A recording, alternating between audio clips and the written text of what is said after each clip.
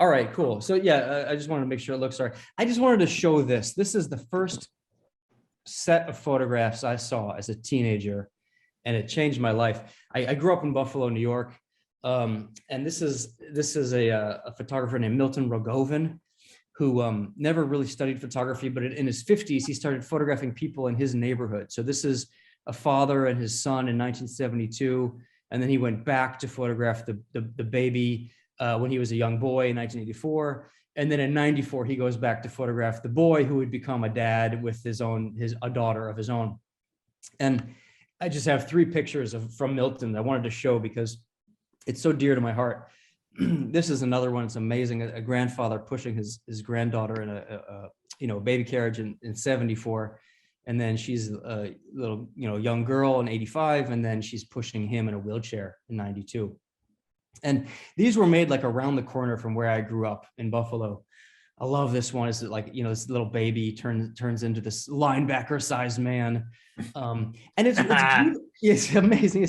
It's beautiful work. It's really heartbreaking and simple and profound. And it's, in a way, it's like the genesis of my interest in faces and portraiture. And in that sense that hope and despair are always very closely connected.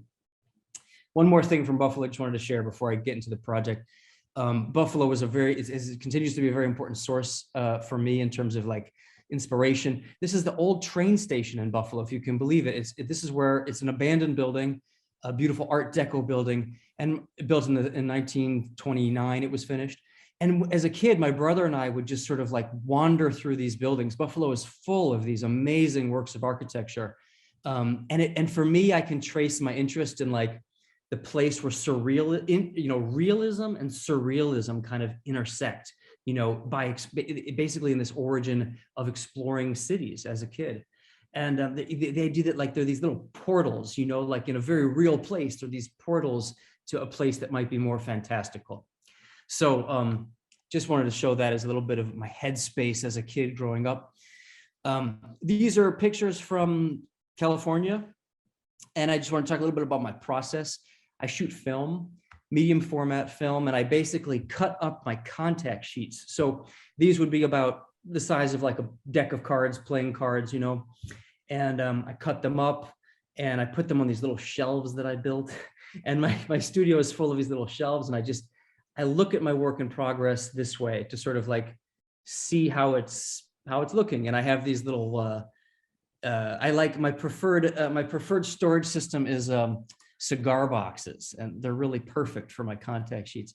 But it's like a really simple method of just like looking through what I'm doing, and I learn from the pictures. My shooting, super intuitive. I photograph like what I'm attracted to, what interests me. I don't think too much, but then when I edit, I look at the pictures and I learn from it, and I see where my intuition is kind of leading me.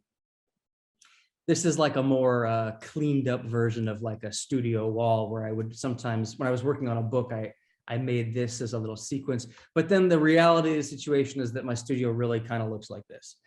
So it's a big mess, but in a fun, creative way. I think that's important to sort of make a mess in a literal and metaphorical sense. To sort of, I shoot thousands and thousands of pictures, and then I cull them down to make sense of them. These are prints that I've made. I usually make darkroom prints, and then I scan them to get a digital file. So I have lots and lots of bad pictures in those boxes too. But the trick is you have to sort of find the gems.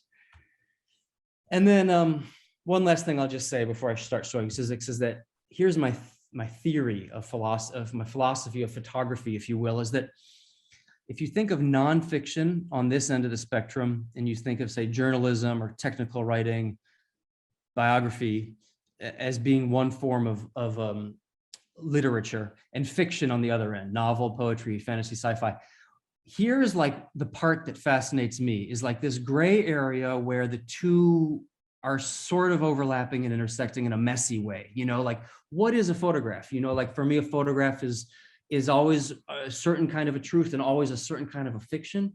And so with this book, ZZYZX, I sort of, I leaned into that. I became really interested in that idea that the work could sit somewhere in that space between fiction and nonfiction. sorry, there was one more slide before showing ZZYZX. It was this one. It was just to show you that this in my mind is what California is. This is the like splendor and like brochure postcard version of California, you know, and we know it's kind of falsified, but there's still this also still does exist. There's this kind of magical beauty there still.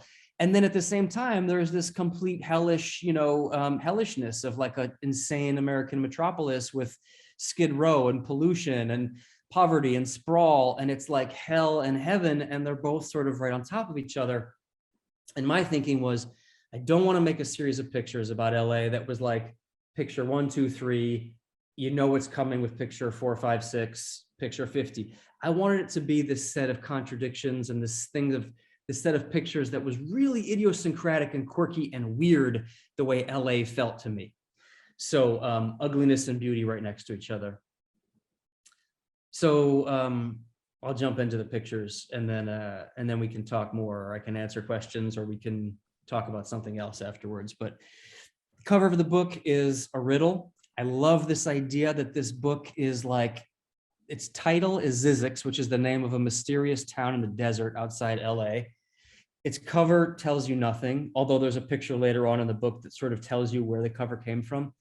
I wanted this feeling that you were like a little bit on shaky ground, that you're wandering through a place that feels maybe familiar, you know, maybe it's like LA, but maybe there's a sense of sci-fi, or there's a sense of the near future creeping in, or there's a sense even of a biblical past, you know, maybe creeping in, and we'll get there. But the feeling is open the book, look through the pictures, or experience it in the gallery, and be a bit unsettled in the sense that, are you in a dreamscape? Are you in a place that, you know, is magical, or are you a place that's terrifying? And you as a viewer kind of have to make sense of it for yourself. And I really want that, you know, whether you have an MFA in photography or whether this is the first photo project you look at, I want you to look at them and just allow yourself to feel and to be carried along. So like as the pages turn, I formatted this kind of as a book basically, because I want it to feel as though we're being carried along a journey. As the pages turn and as the journey goes, you know, I want you to feel like you're maybe being carried down a raft in a river, and you don't know what's around the next bend, or maybe a more literal metaphor would be sort of wandering through Los Angeles and taking random turns and not knowing where you'll wind up. And all of a sudden the desert and the city sort of start to intersect, or the past and the future maybe come together. And so it's a bit of a stream of consciousness, really, is the experience that I want you to have. And there's a sense of maybe the psychedelic that's sort of creeping in here with something. There is something documentary though still. Like I don't ever want to leave that sense behind, that we are in a real place with real people, with real struggles. So it's not leaving that behind or abandoning it. It's embracing both aspects of reality. And my sense is that in this place, you know, there are these moments where all of a sudden something fantastical could happen next to something that could be tragic. And there's like a sense of maybe cognitive dissonance, you know, in a place that instead of trying to clean it all up and do one thing or another, or just look at one aspect of the city or show one thing, my thinking was show everything and let the viewer make sense of it. Let the viewer feel the chaos of this place, and let the viewer have that experience that I had of wandering the city on foot.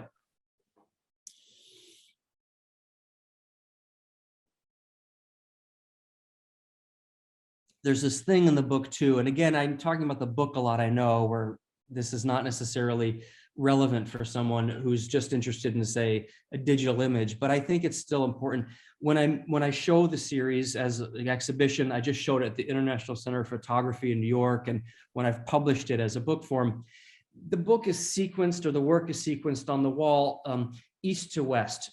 So it starts in this desert village, ZZYZX, which is this, again, this sort of strange place, and then moves gradually westward. It's not exactly like, if you were to map it out, it's not a straight line, but it's generally a westward movement.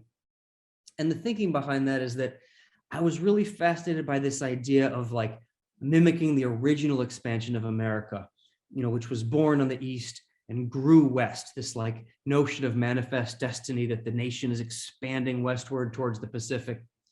But I also wanted this really simple sense of just this pull, this magnetic pull of like being pulled through this metropolis, which was hellish at points.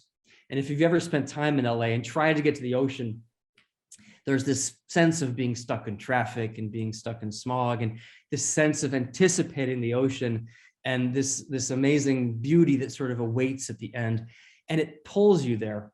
And there's also this like literary tradition. You think of Jack Kerouac, getting in his car from New York City and driving west.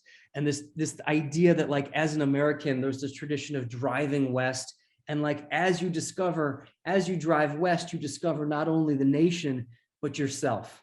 And so there's this journey. Again, I just wanted this feeling of being swept up in this pull, this journey towards the west, towards the ocean. But it's important to me, again, that you're sort of meandering. You're getting lost along the way. You're taking turns that sort of backtrack a bit. You're meeting people who you might regret having met, or who you might be intrigued by, and who you want to spend time with. And you're taking this sort of very circuitous trip along the way, and hopefully, sort of getting lost in the journey itself.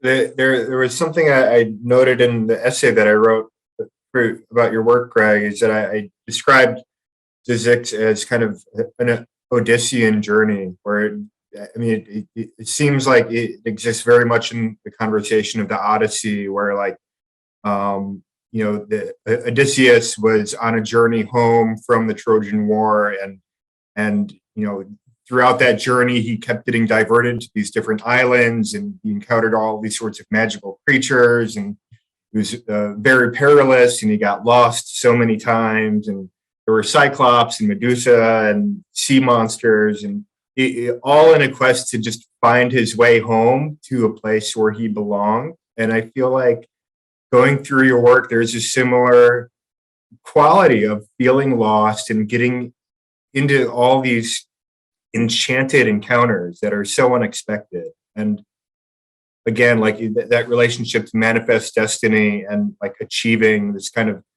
pinnacle of what fate has in store for us in a way. I feel like it's all these ideas are wrapped into such a really beautiful and complicated knot. I love that, Greg. I have to admit, I'll be honest with you. I have not read the Odyssey, but I know enough about the narrative, and I love that you brought that up, and I need to read the Odyssey now that you've mentioned. It's a perfect analogy.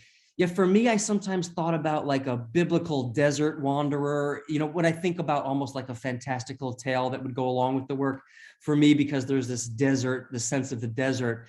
And I was really I'm not a religious person, but I was fascinated by the Bible I was reading it actually while I was making this work. I'd never read it before, but I started reading it. And so for me, in a way, that was like, if I can call it a literary work or whatever, but I think the Odyssey is a perfect thing. I think you're absolutely right, because there's that science fiction aspect to it that I think is perfect.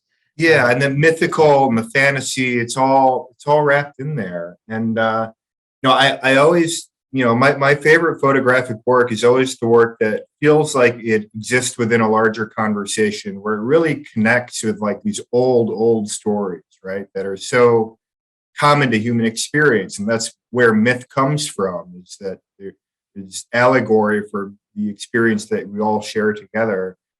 And in a way, it's like, photographers like yourself, it's like you are continuing a conversation that spans centuries and millennia, really.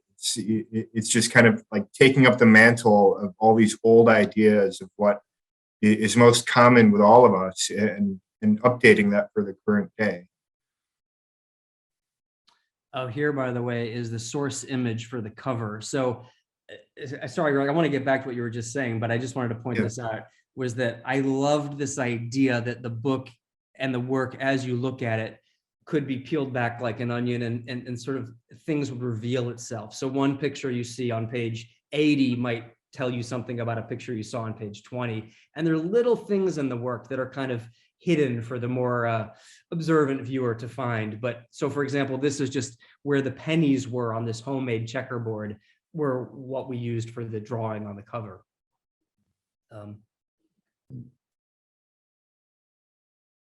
But I love what you just said, Greg. I mean, for me, it's like that idea of like a tale. You know, I have two little kids, and the way they like run and sit, they crawl up in my lap and sit when I flip a book open. It's like there's still this magic of like being told a tale, you know. And I love that my kids like still, they love it more than anything, just like to, as the pages flip, you know, and to be told a story and to not know where it goes. And there's something, yeah, Greg, there's something timeless, and I don't know what that is, whether it's myth or some, whether it, where it comes from, but I love the idea of tapping into that, the idea of a journey, and you don't know where it will end or how it will end.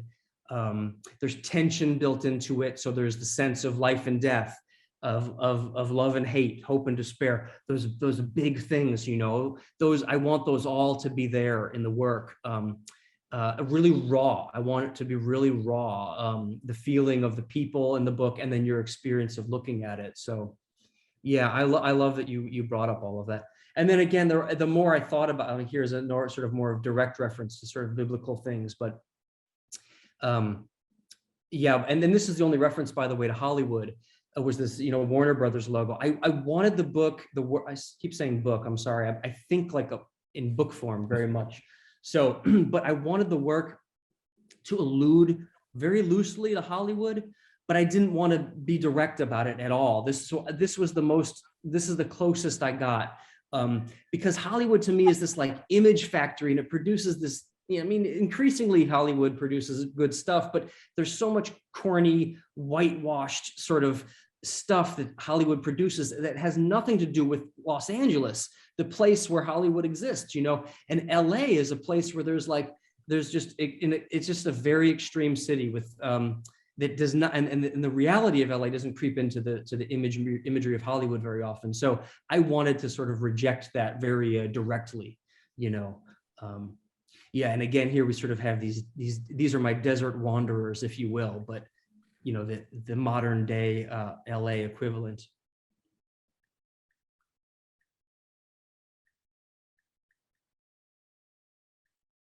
And then this one is probably very tough to read on your screen, but it's one of the sort of omnipresent helicopters in LA with a spotlight shining down. Reads much better when you have a proper JPEG or a print.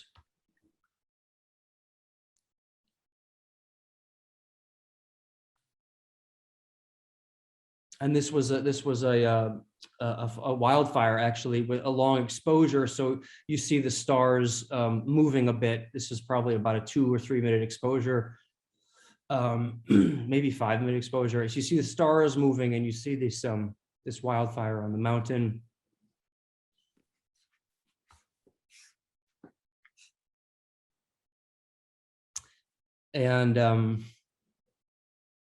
And this is actually the final picture in the work. Is it's light, actually. It's light from car headlights on the beach at the Pacific Ocean. So again, for me, this is like one of those moments that sort of brings together, you know, sort of the car culture and the metropolis of LA with this sublime beauty that's also there.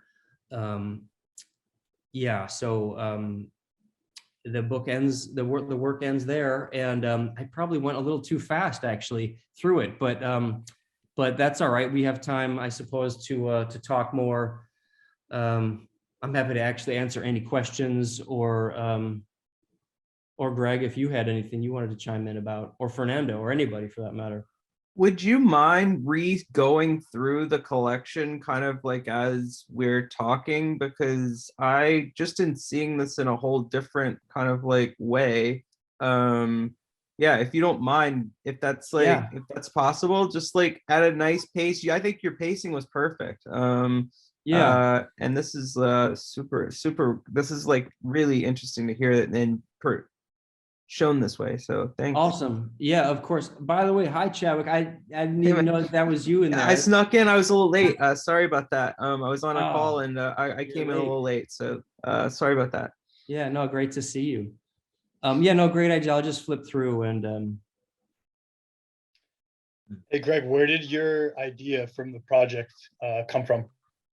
so I started, I skipped some things in like 2000 and probably 10. I visited LA. I have a friend, a painter who's living there, and I just was repulsed. I was like repulsed by the city. And then I had this sense that also there were these moments where I found the city like really beautiful, but I didn't want to give it to the city. Do you know what I mean? I was like, I had made it up in my mind that LA was a terrible city. And then these like little moments of beauty, like I'd wander around the city and I'd go down an alleyway and there'd be a chain link fence with barbed wire and there'd be the most beautiful pink explosion of bougainvillea growing on the barbed wire. And so like, as much as I wanted to dislike the place, I kept having these moments of surprise. And I thought, okay, here's something interesting that there's a place, I don't know what to do with this place or how to feel about it. And I thought, okay, there's an interesting seed to start a project from, because to me, so many photo projects kind of like, they set out their goal, I'm going to do this, and then they do it really well for 50 pictures, and then it's done. And I thought, well, wait a second, I don't know what I want to do in this place yet. I don't know how to feel about it, so that was sort of the genesis. And then I kept going back over the course of the next 4 years. Ultimately, I applied for a grant from the Guggenheim Foundation and was given an amazing grant from the Guggenheim. They gave me a fellowship which basically supported me to move to LA for 1 year, to stop teaching. I moved my family to LA and I just photographed for an entire year. And so it was this slow buildup of kind of like, that initial moment of like not knowing what to do with the place, to then slowly realizing I needed to commit everything to it and then just be there and photograph. But, along the way, you're sort of like, you're a bit lost and you're a bit confused. And so for me, it's a slow process of like finding my voice, if you will. Sure. So 2010, you had this question started coming up, and then all of these photos were shot in 1 year when you moved out there with the felt. I'd say half of them came from the year I was there on the Guggenheim Fellowship, which was 2014 to 15. And then the book comes out in 16. So half of the pictures were like from 14, 15, that 1 year, basically. And then half were from the previous, I'd say 4 or 5 years. Okay. Cool. Thank you. Yeah.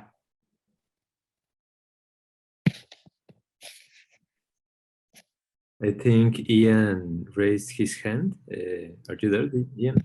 Yeah, I mean, my question was answered. It was about the time that was taken for the project to be shot. But also, I just want to say, this is one of my favorite books. I got into photography in 2015. And when I started collecting books, this is one of the first books that I got. And seeing you go over it today is giving me like a new perspective on it. And I live in LA, so I have like a connection to the photos in a way. Oh, you do? Okay. Yeah. Interesting. So is it, I'm always curious, it's sort of like nervous in a way to show it to people who are from LA, because I feel like I'm an outsider there. Although, in a way I like being an outsider, because sometimes being an outsider can help visually, but I'd be curious if you feel like it. No, I feel like it's pretty accurate and respectful. I mean, I take similar photos of like LA and such. And I mean, I like it. It definitely is something that kind of inspired like the photos that I take of LA. So yeah. Cool. Well, I'd love to see what you're doing there. I always like to see people's takes on that city. Yep. Yeah, and also, Greg, it's interesting because you were talking about contradiction, and I've shot once in LA and for 3 days, and pretty much what I was dealing with internally was the same thing that you're talking about. It was I guess this dissonance of beauty, but also, I mean, I focus a lot on addiction and homelessness. Mm-hmm. And those are this contradiction of beauty and both these things going on. So interesting to hear if other people have a similar perspective or thought, or when they're going there and they experience these types of things too? I mean, when I'm going out and shooting, I spent about 10 years addicted to drugs. And so I feel like it's like I'm pretty sympathetic of the people going through that. And I'm looking for like a feeling out there that reminds me of how I felt. And yeah, a lot of my photos just tend to end up, it's kind of like a lonely, empty feeling. I mean, it's changed over the years, but I agree with you, Dimitri. Yeah. Or just the bigger, I guess, bigger that we all experience, you know, this either some sort of addiction, you know, as well. Yeah, now it's NFTs. Yeah. It's funny you bring that up, as I'm 3 years sober on February the 8th, which is coming up. Yeah. So it's interesting that is an experience that we all, or not a lot of it touches more lives than you'd think. But Yeah. I actually just gotten called away. I've got a 3.5-year-old. But Gregory, I just wanted to say that it was absolutely wonderful to get to visit with you. This work is incredible. I'm looking forward to seeing what you do to train. I hope you stay in the space and you're going to translate the film work, you know, keeping true to that into the NFT space. Yeah, thank you. Yeah, I think I'm already trying to figure out what's next for me in this space. So I'm pretty excited to be here, and I have a lot of learning to do to sort of catch up because I feel new here. But it's super exciting, and it's so nice to be able to do these events and talk to people like this. So thank you. This was really one, and I'll get out because I don't want to take up too much time. But like doing this Zoom with everybody having some personal connection, I think is really valuable and feels like in real life collecting. And if there's some way that Obscura could facilitate this for launches, you know, I think it would be helpful and educational for the people that maybe don't have as much of a background in art collecting and art appreciation to be able to participate in this, because getting the connection with the artist is so valuable. And I look at this connection I still have my own experience of it, but I look at it in a totally different way, having spent this 30 minutes, you know, listening to Gregory. So anyway, well, I'll get out of here, but thank you all very much. Hey, Jared, thank you for that feedback. Really appreciated. That is something we are actively working on at Obscura and also Fellowship. So we will be bringing more of these online, and I think Gregory's done an amazing job of kind of like setting the bar for kind of the direction that we want to head. But thank you for the feedback, because that does kind of give us some real live kind of like, yes, this is the direction that we believe in, and it is appreciated. So thank you for that. Well, and if there's anything I can do to help, please, you know where to find me. Okay. Off Camber is my handle on. Off camera? Off Camber, CAMB. Off Camber. Okay. I'm Turn gonna write that down. Yeah, thanks. Cool. Thanks, Jared. Thanks for Thank you, coming. Jared. Thank you. Enjoy Nice to meet your you. 3-year-old. Yeah. Oh, no matter how it is, we always enjoy it. Right? Yes. Nice to meet Good night, you. everybody. Thanks.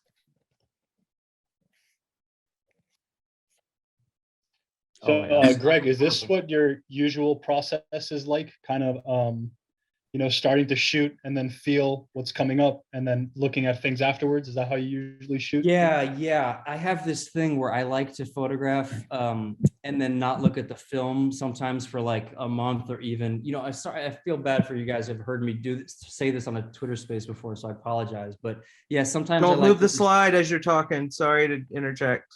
Just What's leave that? the slide. This is a great one. Leave this one. Okay. Yeah. I want to talk about this one, but keep talking what you're talking. All right, Sorry all to right. interrupt. Yeah, no, I like that feeling of like being lost in the process, you know, of wandering and meeting people. And then, because once I start getting the film back, sometimes I get discouraged. I think, oh, I totally blew it, or I start over analyzing. You know, the shooting for me is very like experiential, intuitive, about the light. It's like looking at the world like a kid. The editing is much more like being a grown-up, I feel like. And so I like trying to stay in that experiential thing for a while, even if I don't know where it's leading me. And then inevitably, you know, it leads me somewhere, but it's like I have to look at the film and then I learn from it. I show it to other people. I have a few people I really trust in my life, and they look at it and they sort of help me make sense of it. So yeah, it's always like, I wish I was one of those artists who was like, this is what I'm going to do, and I set out and I do it. I don't work that way.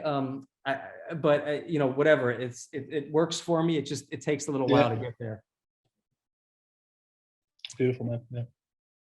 Yeah, well, I think that's the beauty of your work, Greg, is that I feel like you work much more from the subconscious in a way than other photographers do, where it's a process of, discovering just what's trying to come out of you in a way. It's like you shoot the material and then you go back to it later on and you look for the pictures that sing your song in a way, recognizing those and stringing them together. And I feel like it's much more like intuitive, subconscious kind of a more honest kind of photograph, and a much more poetically expressive one. Yeah.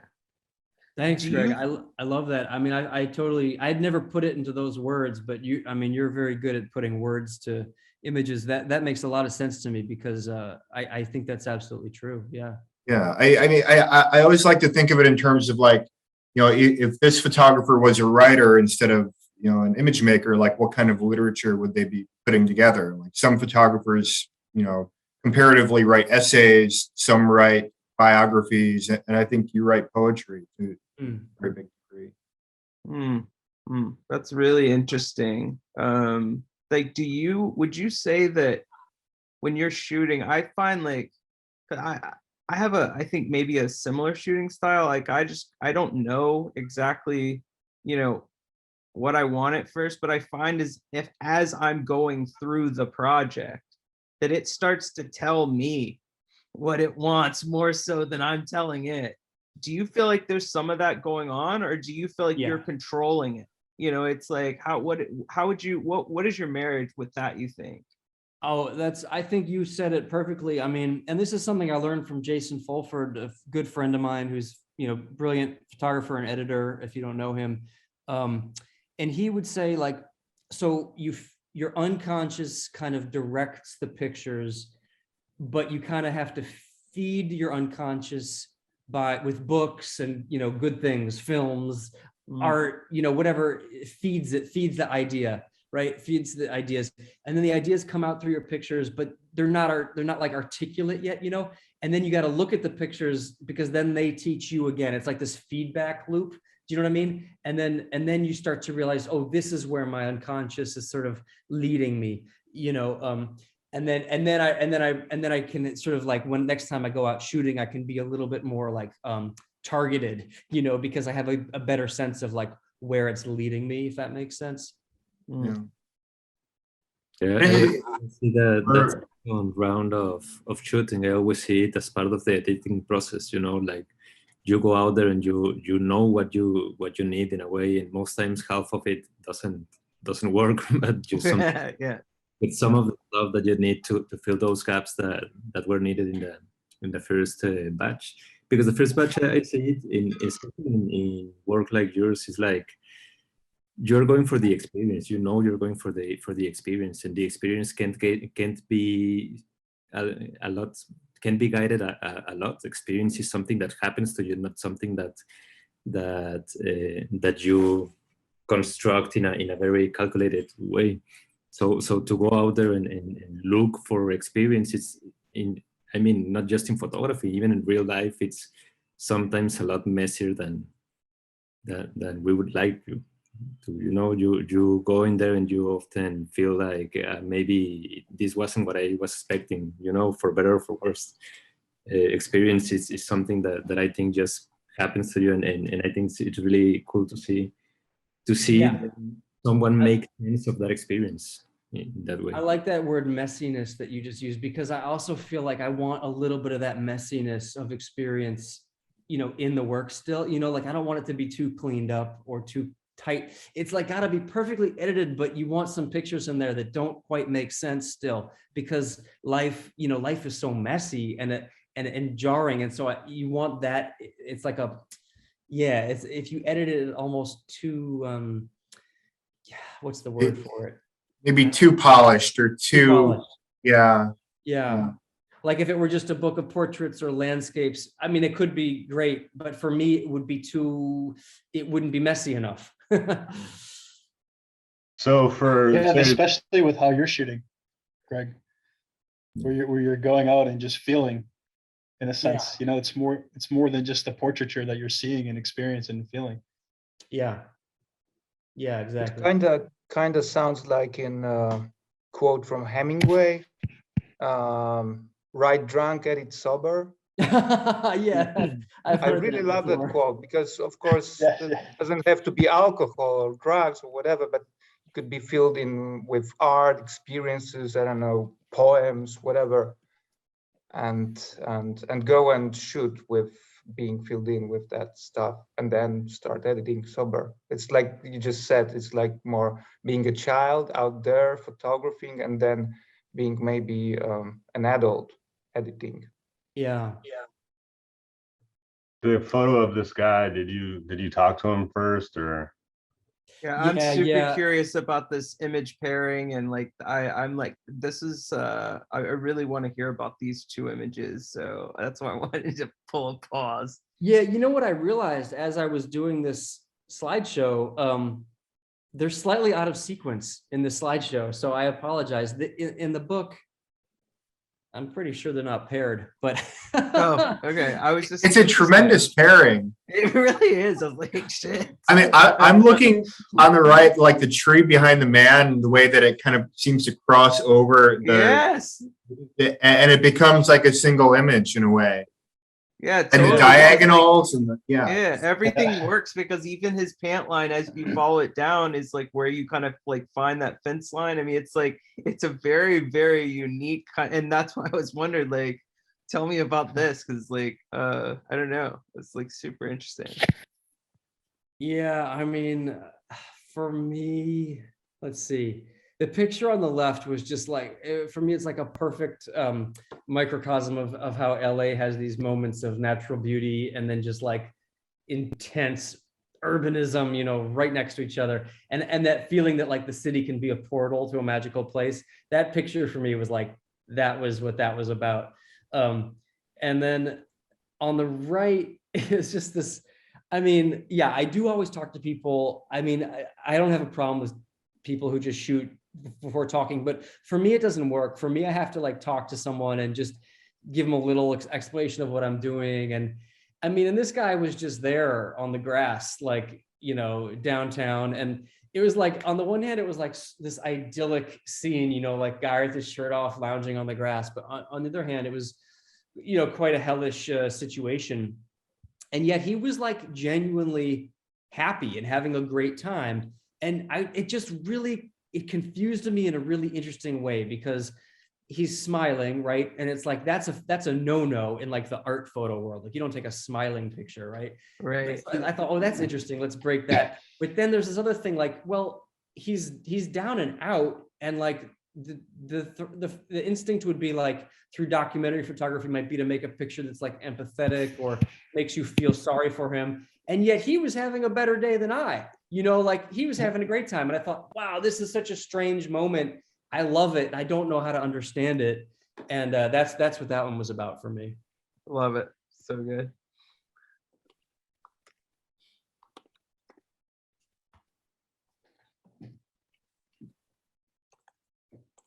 Yeah. And sorry, another question. Oh, go ahead. No, I was just gonna say, this is a house I photographed actually one day on the right, and literally I didn't like the light. I think, oh, I'm gonna go back the next day, and on the next day I'm there, the house was being demolished. Wow. But you know, the way that it's sequenced, you see this one first, and then the house appears. So there's this feeling that, you know, the house, instead of having it be demolished, I thought, oh, that was too obvious. So that comes later, that the house appears second. Do you remember where that was? Good question. It was pretty close to downtown, even though it doesn't look like it. That's one of the that's the skyline, the LA skyline in the background. I can't remember the street though. Okay. I can't remember.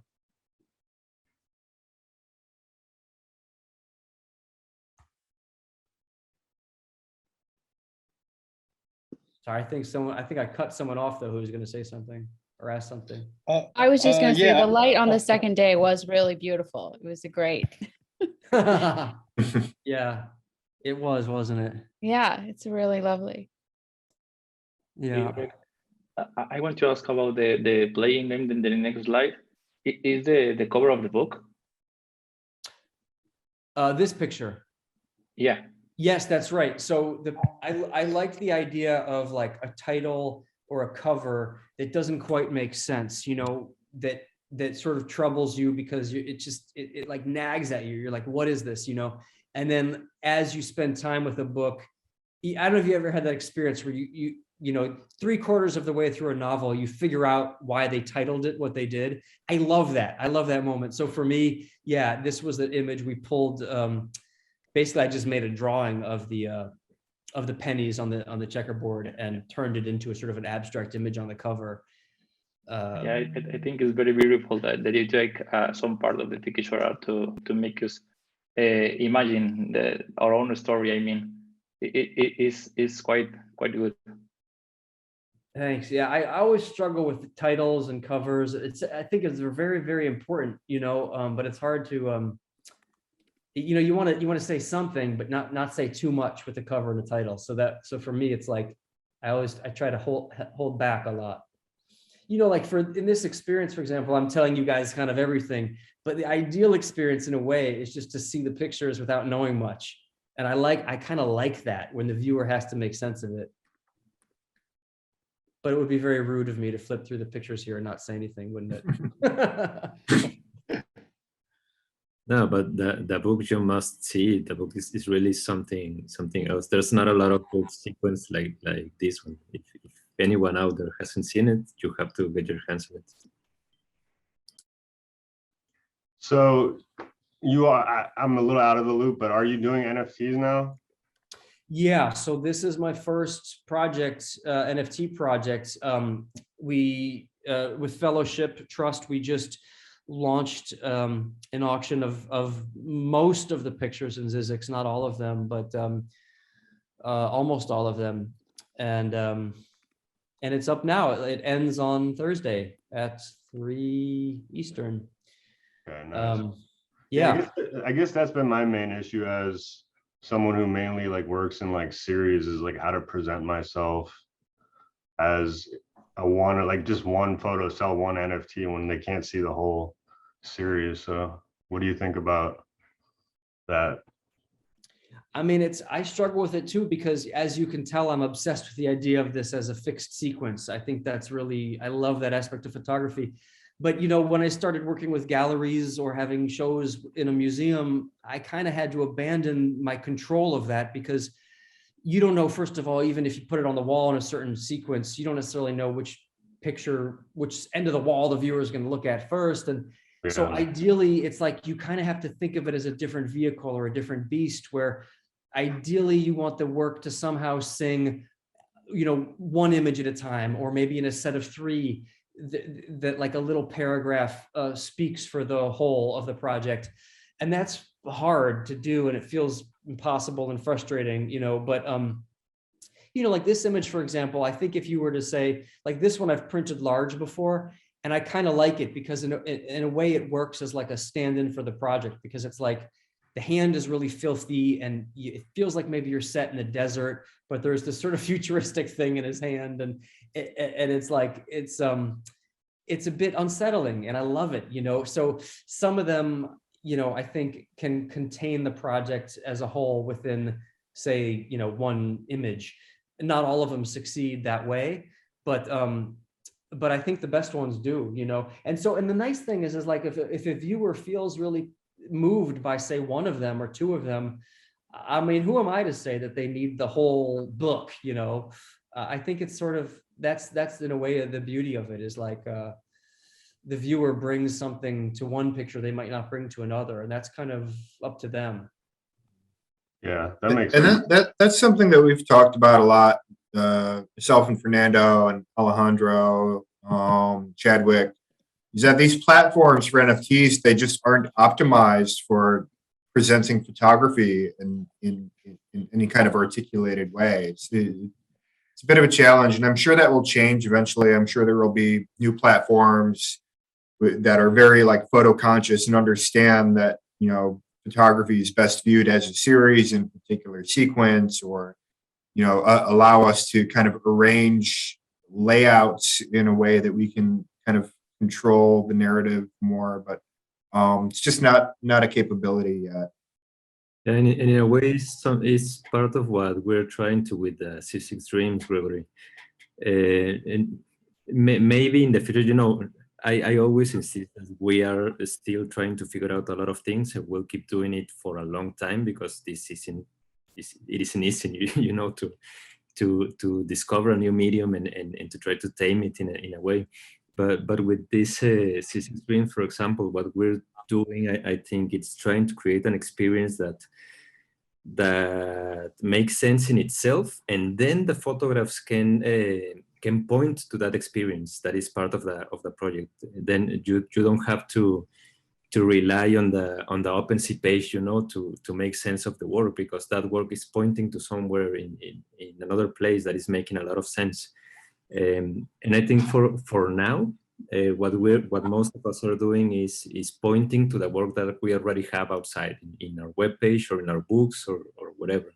But what will come next, I think, and has to come soon, is this work pointing to an experience inside of the same NFT universe that is the internet, you know, or these nets. Yeah. Yeah, and I think, guys, to that point, I have a question, I guess, for the group. But first, for this exhibition on fellowship, are the NFTs going to also be sold with a print from the collection? And do we imagine that selling NFTs and prints together might become an important piece of NFT photography? I think that that's a big, you know, open for discussion. I think that, you know, some artists choose to do that, and some don't. I've seen it kind of happen sporadically. But I think that as we see kind of like this higher tier of fine art starting to be presented, are we going to see these, you know, master works of art tied to an NFT? I think in the future, yes, but always no, you know. So I think it's just kind of like a case-by-case basis, and a lot having to do with the artist's decision on how they view editions of their work. I can speak from my side. I made a decision to I have a very limited amount of work that I sent out or has been sold through galleries. So a handful of pieces that have sold at very ridiculous high price points. But looking back on that, I took all of the other existing work out of that gallery and destroyed all of my physical work, since I hadn't sold a lot of prints previously, because most of my work has come through the editorial kind of documentary space and not as much in the fine art space.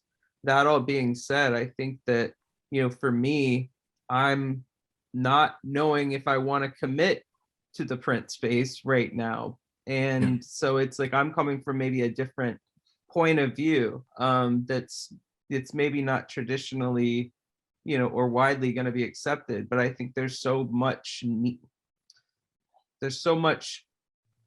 desire out there for the physical pieces as well. I don't see that dying anytime soon, and I can see a way that these two can parallel and work together.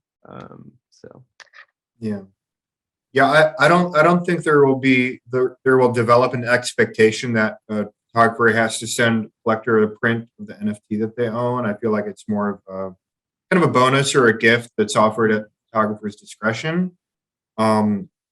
I personally am going to be sending my collectors just an 8.5 by 11 print of the NFT that they own, and just call it like a NFT companion print or something, kind of distinguish it from the actual gallery print editions of the work. But yeah, I also think that there are some complications that come with kind of pairing NFTs and physical pieces, where like a collector could sell one but not the other, and then what happens to Right. relationship between the two and the value, it becomes very murky. Yeah. Yeah, and I think what one of the strengths of the NFTs is that it makes us question where is the value on the image, and it kind of the argument kind of crumbles when you put the two together as two valuable pieces. I think this idea of giving the courtesy, you know, of sending a print as a companion, I think that's cool. But I've seen some artists like kind of saying that the NFT has value because I'm gonna send you a print, and I don't think that's it. That's missing the point of what's happening with the NFT as a proof of how do you say, as a certificate of authenticity. Yeah, Absolutely. I was completely agree. Also with Jared, I didn't know if he was Jared, this of Camber. About what it's very interesting that what happens when you purchase an NFT, what you're buying into kind of is like you're buying into the connection with the artist, because you're buying like the idea of the piece existing and making sense to you, and that's that same idea is the same idea of connecting with the artist, and the possibility in this space to connect directly and instantly with the artist is something that seems very valuable to the concept of the NFT and the buying and selling of the NFTs. I think that's very interesting because it takes away the weight of the physical piece as something valuable beyond the artist. You know, here the artist remains something very valuable to the piece.